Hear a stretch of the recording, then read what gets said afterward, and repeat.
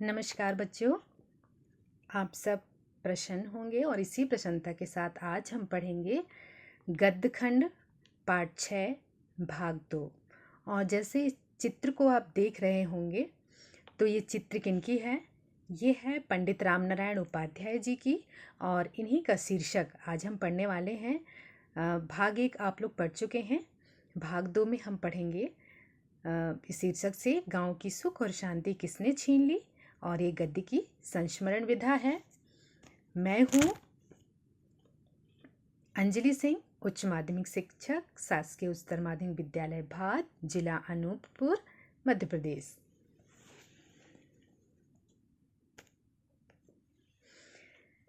बच्चों, आज हम जो पढ़ने वाले हैं, जैसे शीर्षक को हमने सुना कि मेरे गांव की सुख और शांति किसने छीन ली।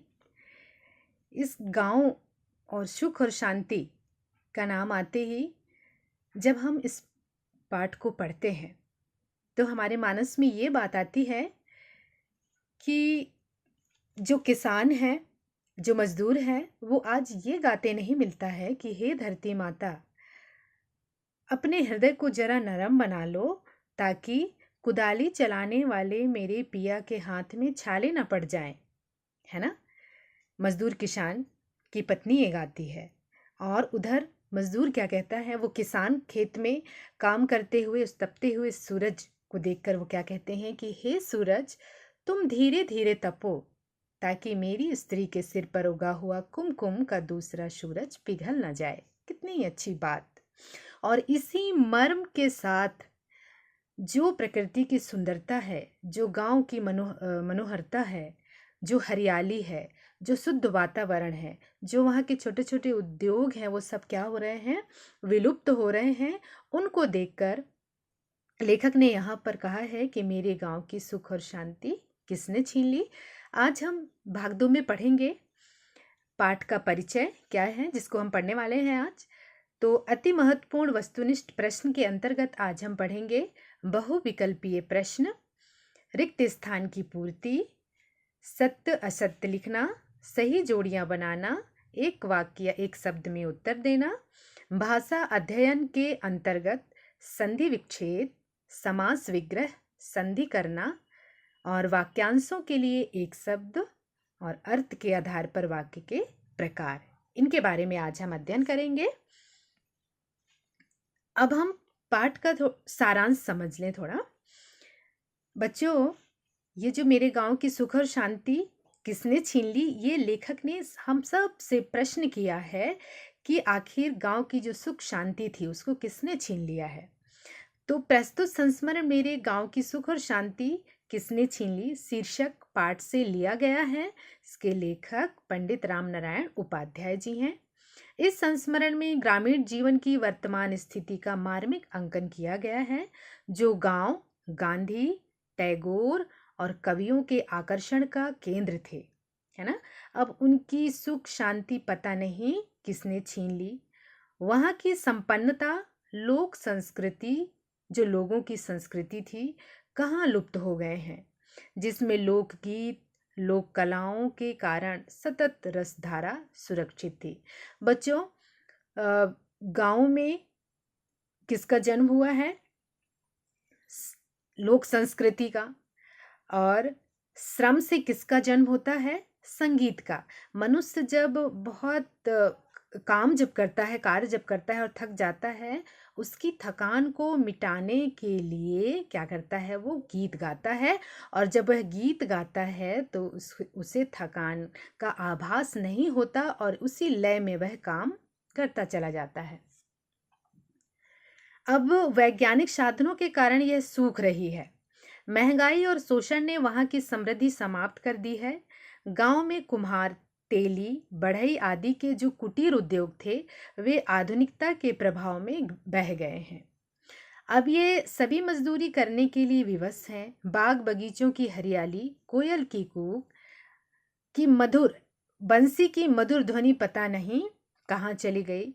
आज का जीवन क्या हो गया है? धुरीहीन हो गया है, चक्रहीन हो गया है। फूल के समान कोमल, सरस और गंधवान, है ना। लोक संस्कृति या ललित कला कैसा होता है? किसके समान होता है? फूलों के समान बहुत ही कोमल होता है, सुंदर होता है। लोक कलाओं के संबंध में आज शोध की आवश्यकता है ताकि सामाजिक विकास के उत्थान पतन की सही सही जानकारी हो सके। गांव के अनपढ़ किंतु सुसंस्कृत आदमी में विश्वास, धर्म भावना, सहनशीलता, कर्मठता, स्वाभिमान, त्याग, श्रम आदि गुण कूट कूट कर भरे हैं। समूचा गांव उसके लिए एक परिवार है। गांव के जितने भी लोग हैं सब कैसे रहते हैं? एक परिवार की तरह, एक कुटुंब की तरह रहते हैं। सुख दुख सब में एक दूसरे के साथ शामिल होते हैं, इसलिए इसे परिवार के रूप में सामने लाया गया है। गांव के जीवन में समाज को देने के लिए सहजता, सरलता, ईमानदारी, सहनशीलता और कर्मठता आदि बहुत कुछ है। ग्रामीण लोग बहुत ही सहज होते हैं, बहुत सरल होते हैं और सबसे बड़ी बात है कि वो ईमानदार होते हैं और उनमें किसी भी बात को या दुख को सहने की बहुत शक्ति होती है। अपने कर्तव्य के प्रति कर्मठ होते हैं। समाज को उनके गुणों को ग्रहण करना चाहिए। लोक संस्कृति में परिवर्तित परिवेश को ग्रहण करने की क्षमता है। वह स्वाभिमान के साथ सतत प्रवाहमान रही है। अब मेरे गांव की सुख और शांति किसने छीन ली? इसमें जिन गांवों में हिंदी साहित्य को होरी और गोबर जैसे पात्र दिए, है ना, जिन गांवों के लिए गांधी और रविंद्रनाथ टैगोर ने शहरों की समस्त सुविधाओं को त्याग कर शांति निकेतन और सेवाग्राम को अपना कार्यस्थल बनाया, जिन गांवों में रहने के लिए साधारण नागरिक ही नहीं कवियों का मन भी ललचाया था, कहाँ जाने के लिए? गाँव की ओर। वे ही गांव आज क्या हो गए हैं? अशांति के घर हो गए हैं। जहाँ आँख से आंसू गिरे ऐसे गाँव के आंचल से एक एक घर टूटते हुए चले जा रहे हैं। तो इस मेरे गांव की सुख और शांति किसने छीन ली? जिसमें बहुत निराशा है, बहुत क्षुब्धता है और बहुत ग्लानि है और गरीबी है। तो इस चीज़ को लेखक ने यहाँ पे प्रस्तुत किया है। अब हम मेरे गांव की सुख और शांति किसने छीन ली पाठ के महत्वपूर्ण वस्तुनिष्ठ प्रश्नों पर चर्चा करेंगे और सभी प्रश्न को भली भांति समझकर उनके उत्तर भी जानेंगे हम। तो सबसे पहला है, मेरे गांव की सुख और शांति किसने छीन ली? संस्मरण के लेखक हैं, ये प्रश्न है।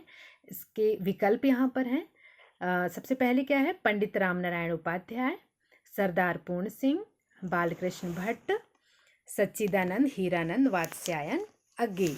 तो हमारा ये उत्तर क्या होगा? यहाँ पे सही है पहला, पंडित रामनारायण उपाध्याय। फिर है, लोक गीतों के स्वर गलों से लुप्त होकर कहाँ कैद किए गए हैं? ये प्रश्न है। इसके लिए विकल्प हैं, पुस्तकों में, कैसेटों में, संग्रहालयों में, कहीं नहीं। तो इसका उत्तर क्या होगा? कहाँ सिमट गए हैं, कहाँ लुप्त होकर कैद कर लिए गए हैं? तो ये है कैसेटों में।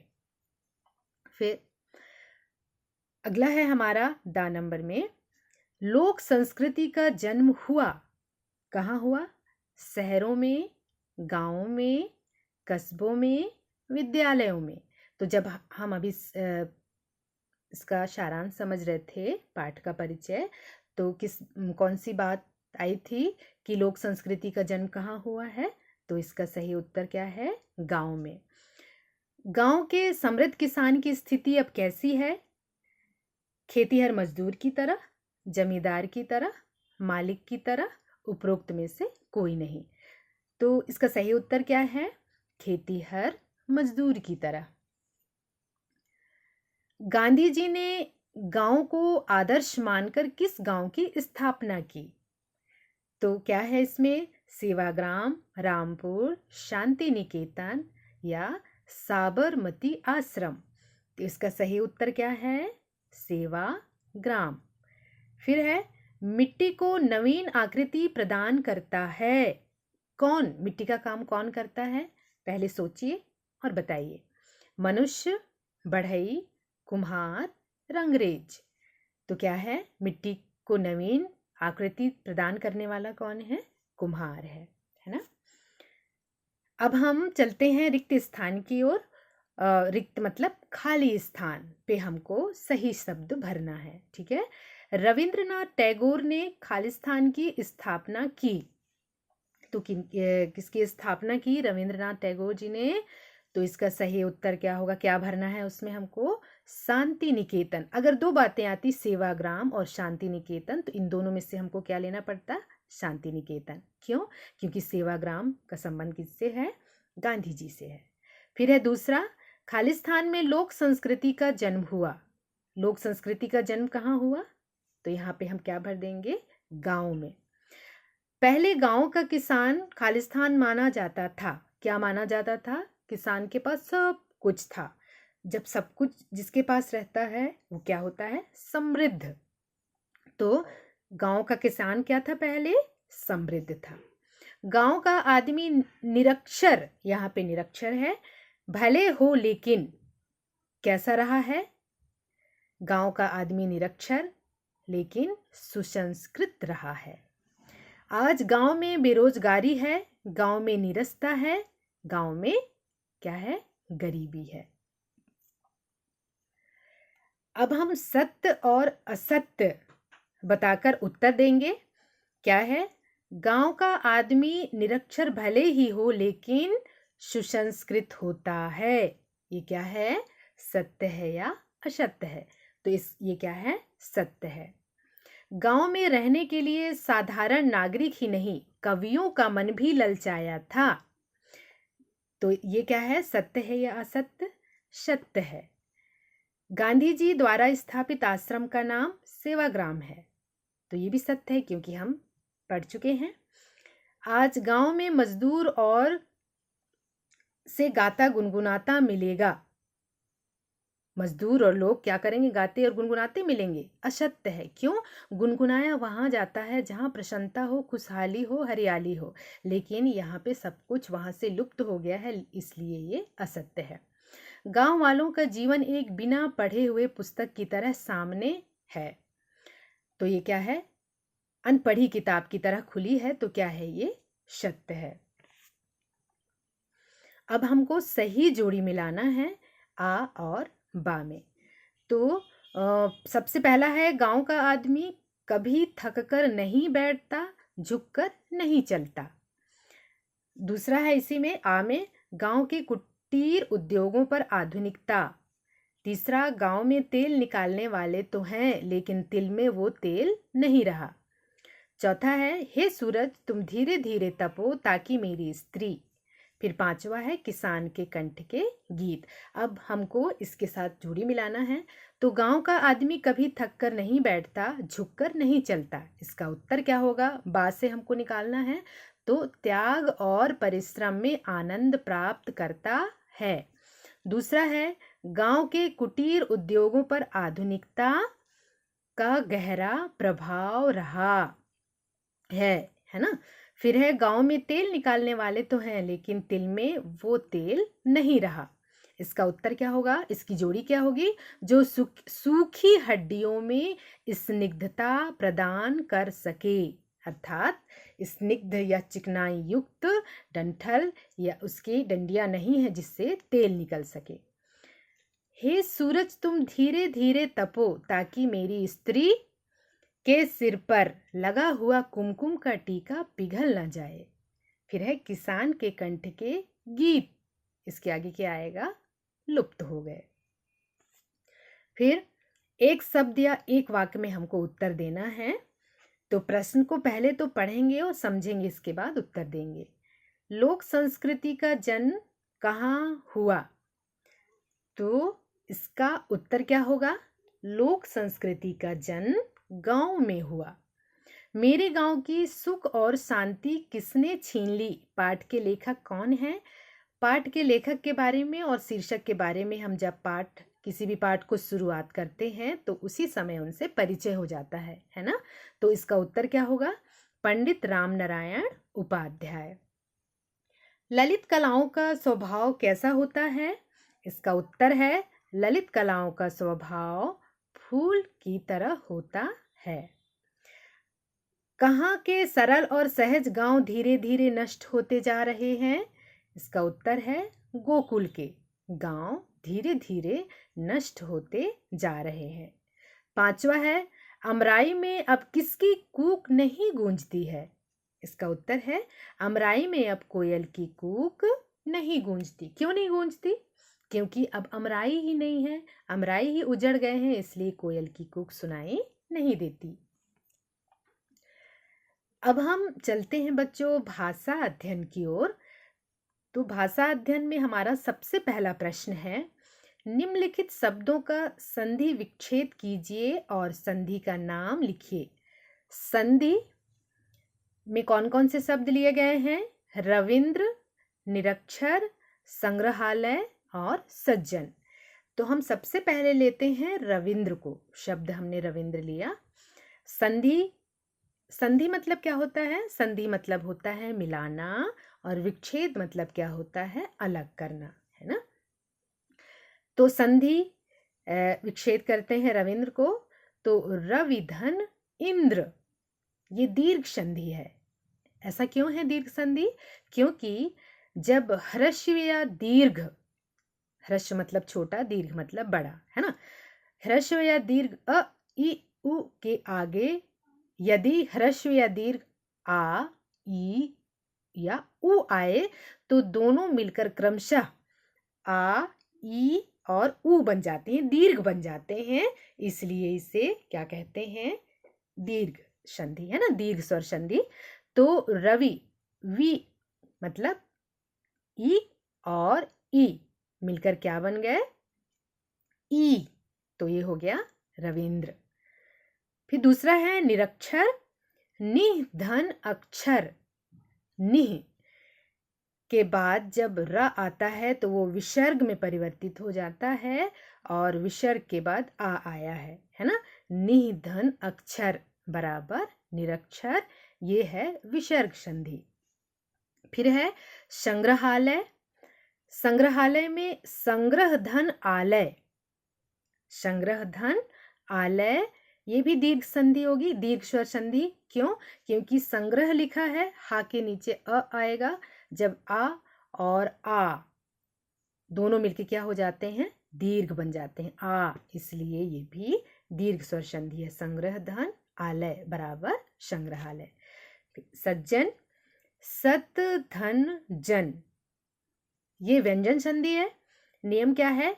यदि त या द के बाद ज या झा हो, किसके बाद?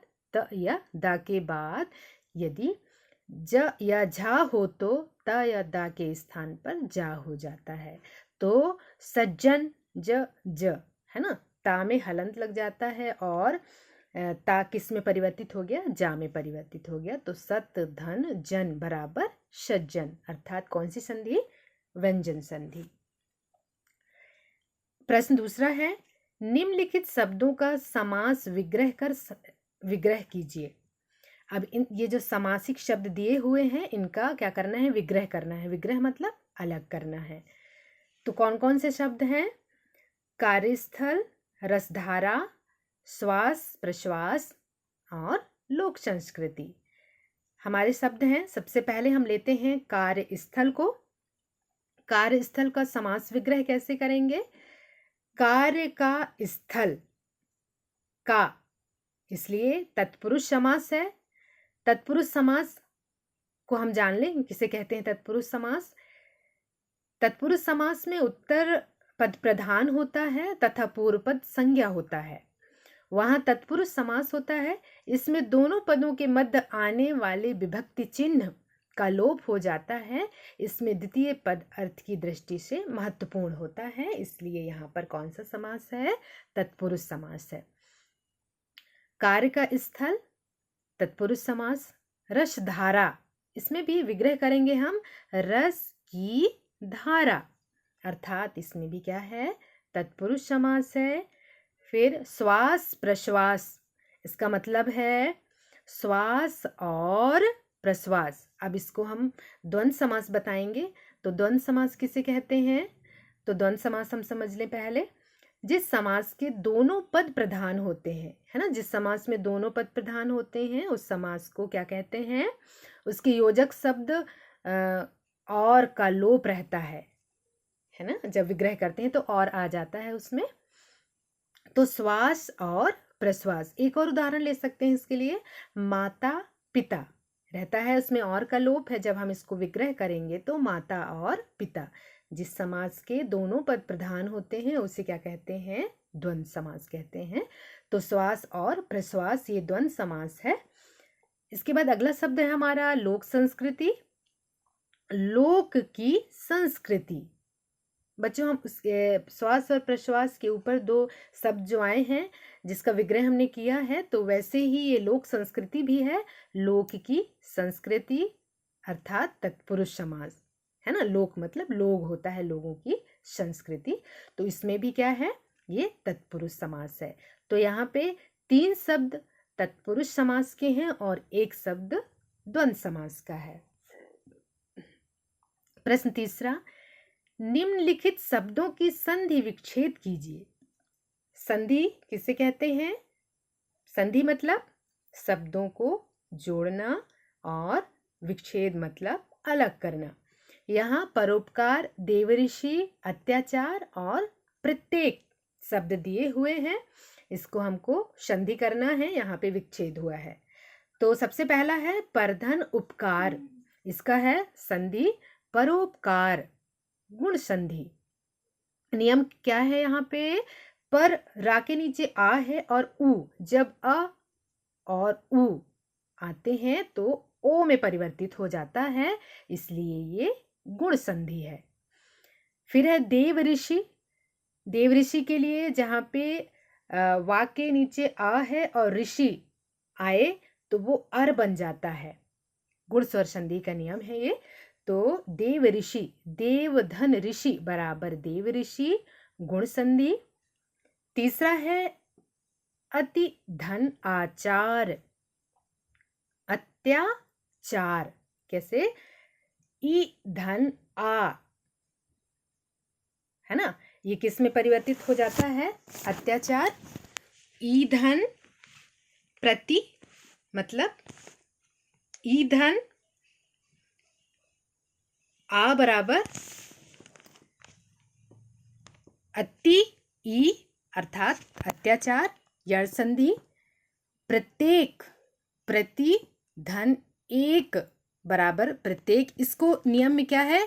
प्रति ई धन ए बराबर ए होता है, यहाँ पे ई नहीं होगा, ए होगा, है ना।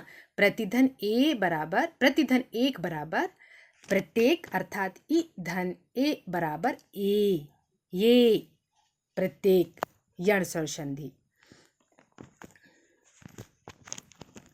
फिर है प्रश्न 4, दिए गए वाक्यांशों के लिए एक शब्द लिखिए।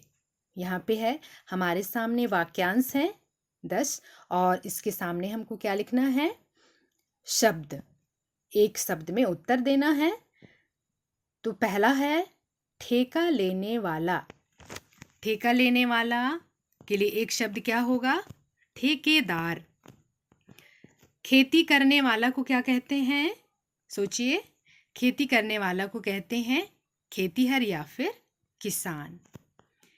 मिट्टी के बर्तन बनाने वाला, मिट्टी का काम कौन करता है? मिट्टी के बर्तन का निर्माण कौन करता है? कुम्हार।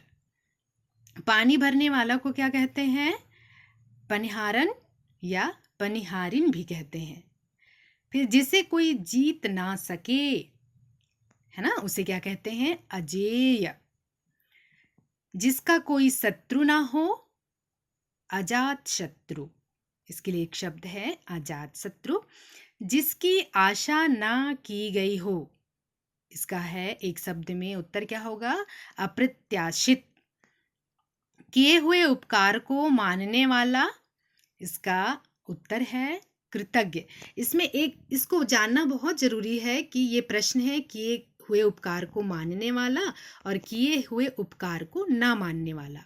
तो किए हुए उपकार को जो मानता है उसको कृतज्ञ बोलते हैं और किए हुए उपकार को ना मानने वाला को कृतघ्न कहते हैं।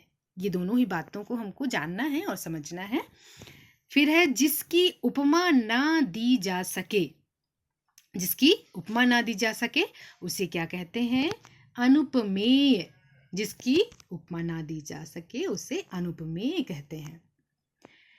फिर है निम्नलिखित वाक्यों की पहचान कर अर्थ के आधार पर वाक्य प्रकार का नाम लिखिए। बच्चों, वाक्य के प्रकार अगर पूछा जाता है तो सबसे पहले दो बात को हमको जानना पड़ेगा कि ये अर्थ के आधार पर पूछ रहा है या रचना के आधार पर, है ना।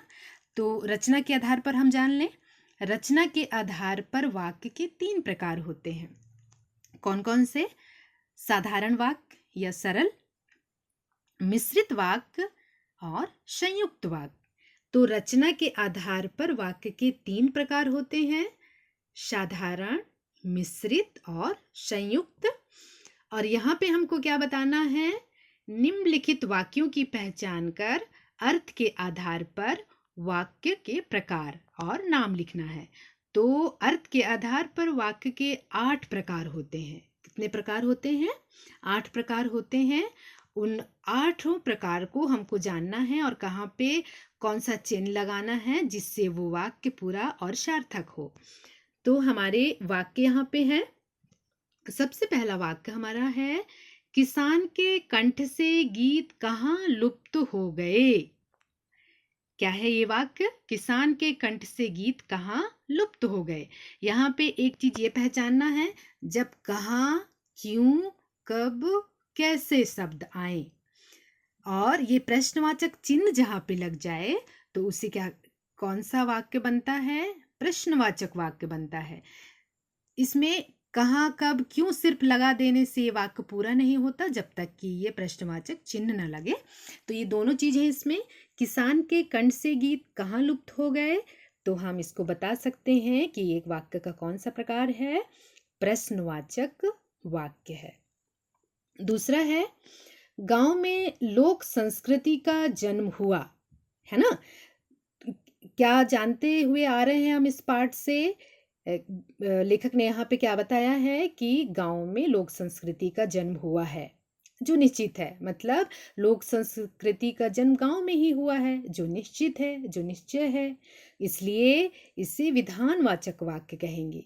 जैसे हम एक ये भी कह सकते हैं कि राजू राजनगर में रहता है ना, जो निश्चित है कि राजनगर में ही रहता है। या फिर सूर्य पूरब से निकलता है, ये भी शब्द अगर आए ये वाक्य तो क्या होंगे? ये विधानवाचक जो निश्चय है। मेरे गांव की शांति मत छीनो, ये कौन सा वाक्य होगा? मेरे गांव की शांति मत छीनो। एक और दूसरा उदाहरण भी दे सकते हैं, तुम स्कूल जाओ,